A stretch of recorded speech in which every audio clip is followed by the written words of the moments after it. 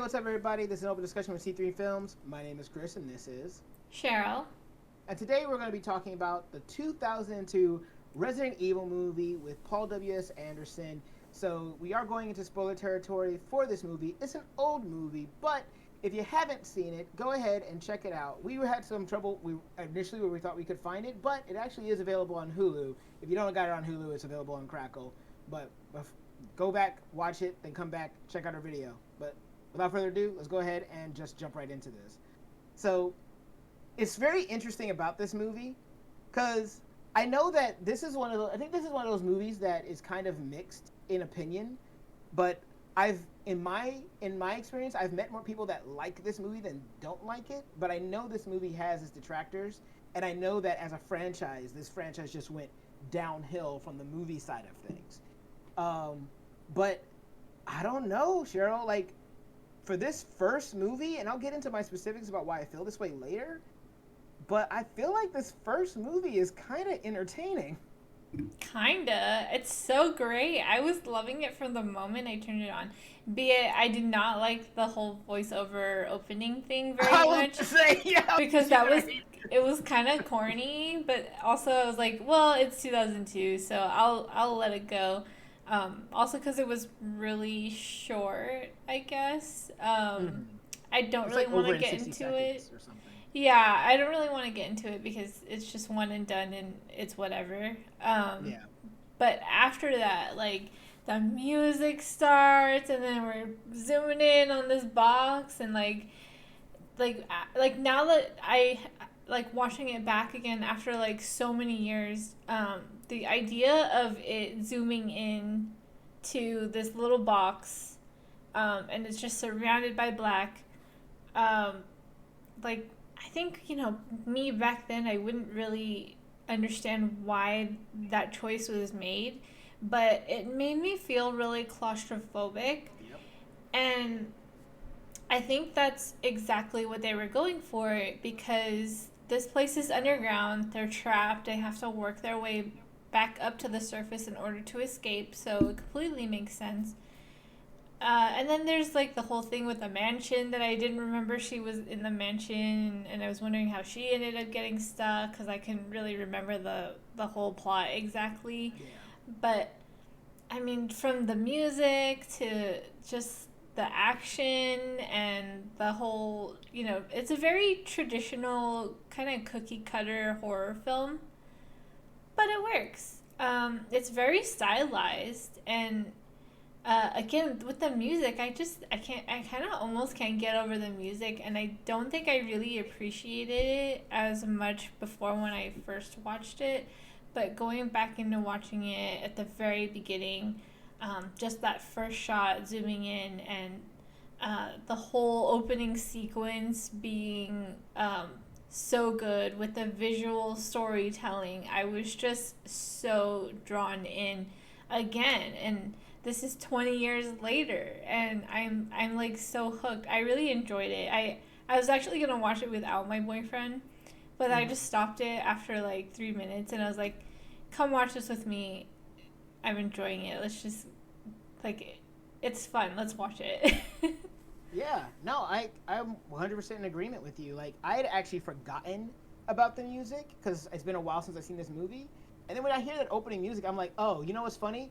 This movie has a theme. This movie has a theme song, like its own theme song. Like if you were to play it when walking down the street, you would recognize that's the Paul W.S. Anderson Resident Evil movie from, at least, I don't know if it's used in the second one like it is in this first one, but it is a recognizable and notable theme that you can pull out of a crowd, and that's one of those things that we talk about all the time when it comes to music specifically, is something that stands out and feels unique. And moving on from that, it should be said that I am a lover of the Resident Evil games. Like, I've played most of them. There's a few like sporadically that I've missed, but I've played the majority of the Resident Evil games and their spin-offs as they've come out. And what I thought was interesting about what this story chose to do was that, unlike, which is another movie we could have done that I forgot about, there was a Resident Evil movie that came out last year in 2021, and that movie was supposed to follow the story of the first and second games with characters from those games. But going back and watching this movie, I feel like it's an interesting choice that they decided not to have any of the main characters from the games appear in this movie. And so all the people that you see are completely original characters. Like they still, Umbrella's still there. There are Lickers. There are the zombie dogs. That's the one thing that we saw from both the movie and the 2022 one that we're going to talk about later. But the characters are all original, and to me, it ended up working because it felt like this was almost a spin-off title of the Resident Evil world. Like outside of a couple of things that are kind of similar, like they're in a mansion and they have the train sequence, like these things are references to the game. Like it almost feels like this could exist in the same timeline as the video games because of the fact that none of the main characters show up, and even the main characters that we follow, they're all the villains. They all work for Umbrella. It's basically Umbrella is sending in their team to fix an Umbrella problem.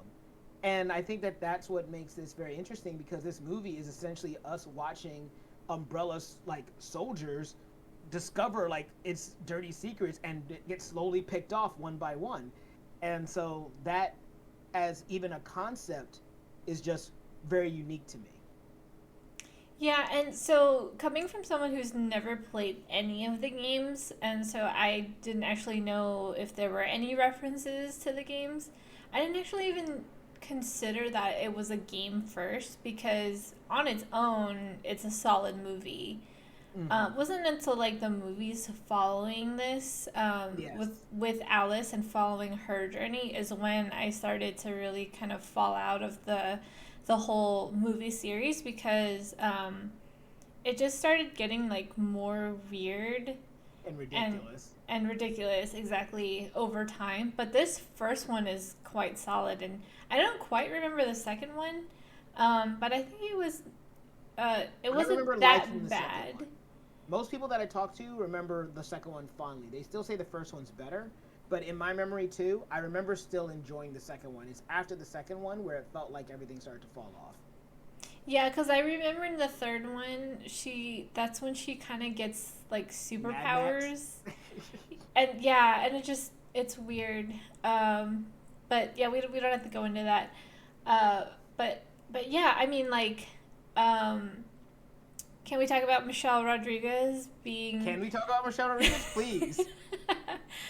So I really liked her in this movie. It was also the first movie I ever saw her in.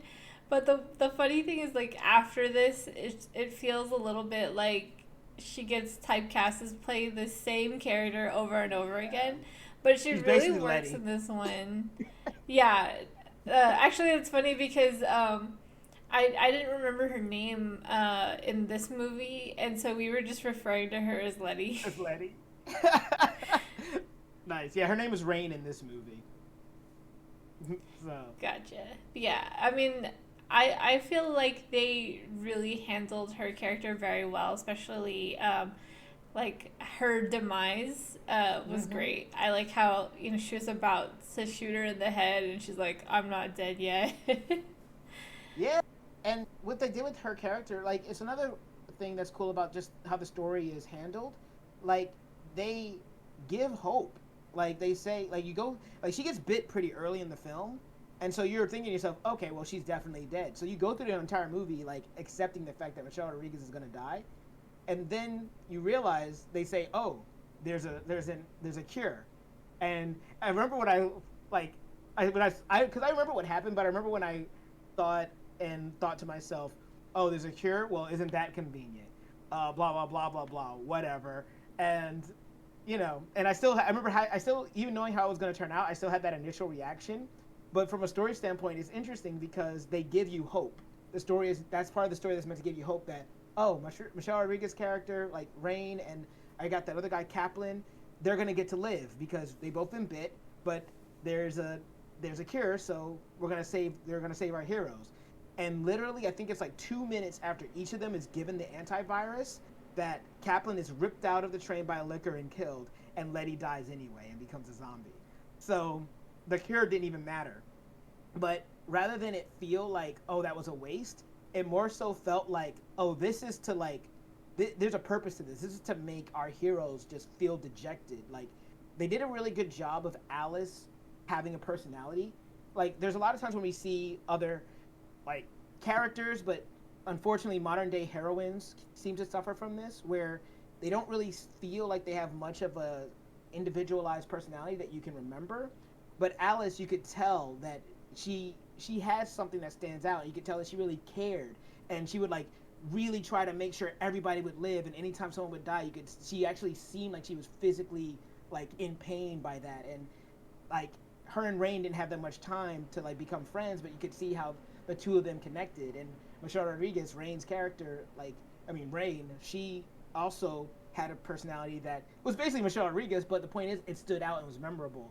And so I liked that about the characters. And those two are the headliners for the movie. The other characters are kind of just extra, so they're whatever. You have the police officer looking for his sister and whatnot, but they're the leads, and I think they carry the movie well.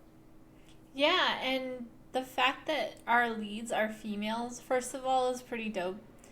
I really love that, even though at first I was like, but does she really have to be in that dress for the whole movie? But That she dress is was, dope, though. I know, but I mean, still, you know what I mean. Yeah. She doesn't need to be in that dress, but Michelle Rodriguez wasn't dressed that way, so I was like, okay, fine. And also, they gave her boots, so she was wearing combat boots the whole time. So I was like, this is acceptable. Yeah. Even though for some reason, I forget her name, the actress's name who played Alice. Millie Um, Jovovich. she appears without much clothes quite often for her most popular films. That's because you know her husband is Paul W.S. Anderson, and it's almost like the two of them made an agreement that in every movie they do together, they're gonna show her in like naked at some point in the movie. And it's Sure. like a mutual agreement between husband and wife. So I'm like, hey, you do you. Yeah, I mean, she's a very beautiful actress. So, what can I say? Yeah, but no, like I actually like Alice's design, like the costume that they give, like the costume design they have for this character in this movie. Like the dress is kind of cool. It's got like this kind of shawl piece that's hanging on one side, but she's also wearing the black combat boots, and at one point she's given the black leather jacket to go along with it, um, from the guy who is like her fake husband slash lover slash traitor. And I remember I'm looking at this and I'm just like, yo, this whole outfit thing you got going on, I'm digging it. Like it felt like a video game designed character, like It not something you did, would yeah. normally see. So I was like, okay, I'm with it. I like it. And you know, they still like make her capable of fighting and stuff like that. So you know, and like it's really fun in that way. And I like it when they first have the Umbrella team show up, and then because the whole thing, like you said, you forgot she was in the mansion at the beginning, and so she was fine. She could have left when she woke up, but the point was, Umbrella was going in there to find out what happened with Red Queen, which I want to talk about Red Queen in a second. But like, the whole point was they were going back in to solve the problem, to find out what went wrong, and that's the only reason they were there, not because they had to escape. And initially, it was just to go and fix something like, you know, like a tech thing, and then leave. But then through doing that, they created a bigger problem for themselves because they didn't know what was happening.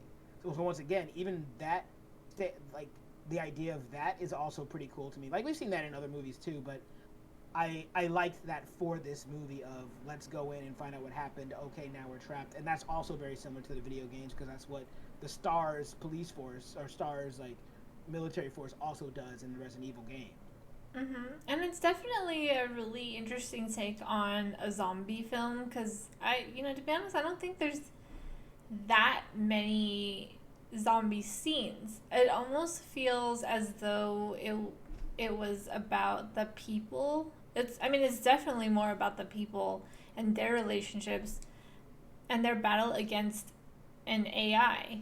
And so, you know, immediately you think this is a zombie movie, but actually it seems more a little bit like sci-fi. True, that's very true, and to talk about Red Queen just a little bit, I love the Red Queen character, and I love how creepy that little girl's voice is, with like the image that they gave her. And I remember seeing that in the commercials where she like looks over and says, "You're all gonna die down here." And I remember that creeping me out as a kid when I just saw that as a like commercial or trailer. But the other interesting part about the movie is that Red Queen actually just did her job. She actually was just doing the right thing. Like, someone released a virus, she couldn't contain it, and humans, they'd be like, "Oh, well, maybe we can save everybody." Red Queen was like, "No, if any of these people escape, this is gonna hit the general populace. I'm sorry, I'm just killing everybody," and she just killed everybody. And it's so funny because the problem is solved by the time the Umbrella Corporation gets there. The problem is handled, but because of them not knowing what's going on, they actually released the zombies that she had contained. And so I thought that was kind of funny because basically, once again, this is an example of things happening in the movie because people don't talk to each other.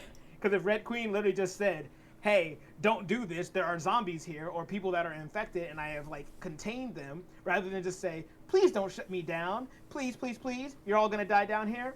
If she had just said anything else like, "Hey, here's the situation, report," it would have been fine. But through her being cryptic, now we have a movie. Yeah, and it kind of almost makes sense that she wouldn't say anything because it's an AI, right? So maybe she's just not programmed to release that information to Yeah, this level of employee or something. But either that's way, fair. it's not her mistake simply Nope. because she's not a person making her own decisions. She's literally programmed to do everything that she has done.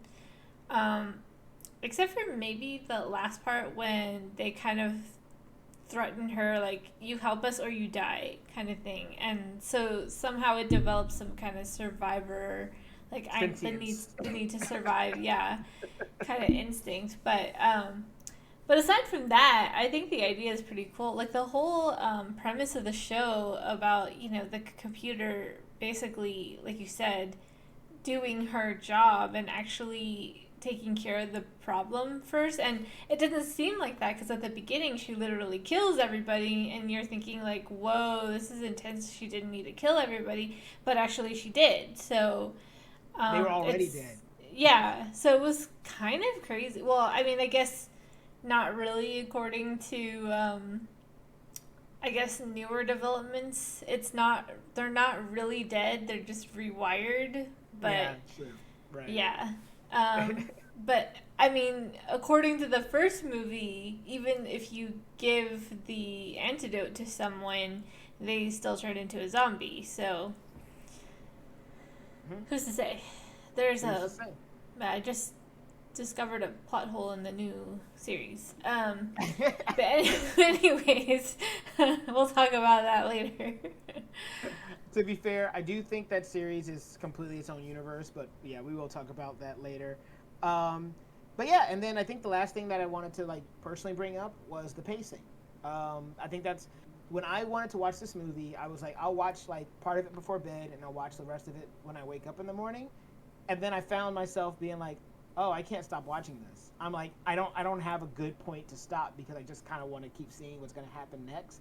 And there are little things that I kept forgetting, that happened in the movie, and it was like, oh, that was a pleasant reminder to remember that happened. And like, it's so cool because I like the Umbrella team, and I wish I could spend more time with them. Like, I forget the colonel, or the leader that comes in at first, but I like that actor and I like his voice. And even him, they tried to give him some kind of level of humanity when Alice is saying, "I don't think I want to remember what happened here," and he like kind of takes him in and says, "I wouldn't blame you." So he's not just like a evil like henchman. Like, none of these people are, even though they work for an evil corporation, and I like that. And so when they all get into that laser trap, which is like one of the coolest scenes in the movie, which is also very sci-fi, like you could see that on like a sci-fi horror film, but like I remember thinking, oh my gosh, I want him to live. That's what this movie does so well. Like, they have these moments where they give you hope and they just take it away. And you see him dodging and his friend's dying, but he seems like he knows what he's doing, so you think he's gonna live. And then the computer cheats, and decides like, you can't dodge this, and then he literally dies right after they are able to turn off the lasers. So, like, it's a very exciting movie. It's a very well paced movie, and I think that's one of the easiest reasons why you could just like put it on and get through it. Yeah, one of the things I remember the most about this movie is that laser scene when it turns into a grid and it goes right through like his eye. Like Yeah. um and I agree with you. I really do think that they develop the characters in a way to get you attached to them literally but right before they die. They give you moments because it's kind of like whatever, but like for the colonel, for example, you're rooting for him because he dodged the first couple rounds of laser, and then you think he's gonna make it because he's like the last standing one, and he's so good at dodging, and like he's kind of starting to figure this out, and then it turns into a grid and you're like, no way, did we really just lose three people all at once in one scene? Yeah. When we already don't have that many people left to begin with anyway. And then we, like, following that, we have the rest of the gang kind of just learning about the idea of zombie, and kind of figuring it's been a hot minute, I think, since I watched something where people are not familiar with the concept of what a zombie is, because nowadays when you watch movies and stuff, you you kind of have an idea. Like, people in the film have heard of an idea and the concept of a zombie, and now it's turning fiction into reality. But in this movie, it's something where the idea of zombie didn't exist, Doesn't and exist in that so universe, right? yeah, Like there aren't exactly, zombie movies or anything like Walking Dead did exactly. that too. Like they didn't have a there were no zombie movies in the Walking Dead universe. Yeah, but nowadays they don't do it that way as often, because I guess Mm. that's the old traditional way. Right. But going back to 2002 movie and seeing that was kind of interesting because I actually quite enjoy how they are figuring it out, even though Mm. there is a little bit, quite a bit, I guess, of exposition in this movie. But I don't really mind it too much because they give enough information from exposition and not too much. But it's also very balanced with visual storytelling. They have a lot of good visual storytelling. And again, it's a horror movie, so you gotta have less of that, and sometimes it's just easier to give a quick explanation than to try to show everything. Mm. And like you said, this movie has good pacing, so it doesn't feel like things are being explained to me all the time. Yeah. No, absolutely. And I love that moment when, like, Red Queen is explaining how to kill a zombie, and Rain just breaks it down and says, "So shoot him in the head." Basically, I'm like, yeah, Yeah. now we're getting somewhere. So, but yeah, like at the end of the day, I had a lot of fun with this movie. I always have fun going back and watching it. I'll probably watch it again, like in the future. It's a solid zombie film, and it feels like, to me, from a first movie standpoint, if I don't judge it alongside everything else, it feels like a movie that is smart and handled smartly by not using legacy characters from the, because that's going to be the thing when we talk about Resident Evil 2022. They also have a lot of original characters, but they also have some characters from the game. So it's a little different, but this movie being 100% original characters and taking place in a story that could exist alongside. Now, be it, guys, I know I played the games. I know that it couldn't actually because of the mansion and stuff like that, and Raccoon City, whatever. But with the way that it's handled, it's almost as if it could be like another mansion, like similar to how there was like another mansion in Resident Evil Zero and stuff like that.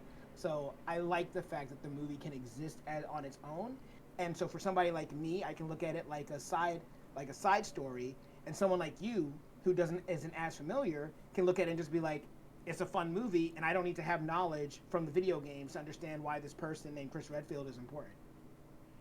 Yeah, and I'm sure it's from the actual game, but I really like the logo for Umbrella.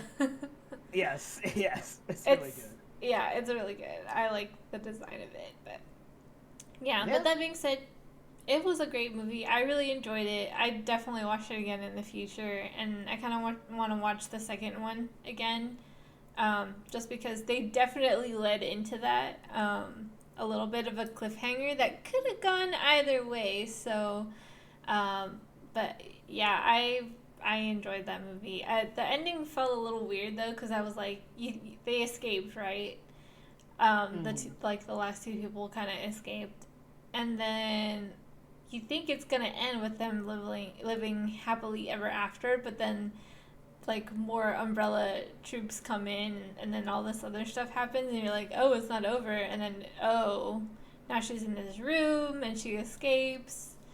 So if I didn't know there was another movie, I'd be like, this is a really Yeah. weird ending that didn't need to happen this way. But because there's movies following it, I'm like, oh, okay, this makes Yeah. sense now. Needed it. No, And that's I'm fair. pretty sure they planned it too, if I'm not mistaken. If think they like, I would be able to buy that they didn't plan it if there wasn't one thing that they said. But when they take the police officer, they say I want him in the Nemesis program, which is a reference to Nemesis from the games. So that's like a direct video game reference. But if you had cut that scene and they were just like taking them and blah blah, blah, and then she comes out and the world is just destroyed, like that could still feel like an ending to me because that is like similar to endings I've seen in other like apocalyptic movies. So I could buy that, but I think like 100% that you're right that they had a plan to have a sequel, which is why it ends that way, which is why the guy throws out that line to put the guy in the Nemesis program because it's supposed to be a hint that we're gonna have Nemesis in the next movie. So Right. I think you're absolutely right about that. Okay, cool. Then it makes total sense why it ended that way. Yeah, absolutely. But yeah, that's what we thought about Resident Evil 2002. What did you guys think about it? Have you seen it? Like, did you think that it was like a good story to like exist in the same realm as the games, even or as itself? Did you enjoy the fact that Michelle Rodriguez is awesome in this movie and Mila Jovovich is also awesome? Or did you think that it was kind of just kind of lame and a middling zombie film? Whatever you thought about it, comment below. Let us know. And while you're down there, if you give us a like, share, and subscribe. Even if you don't, though, I have been Chris, and this has been Cheryl, and we'll see you all next time.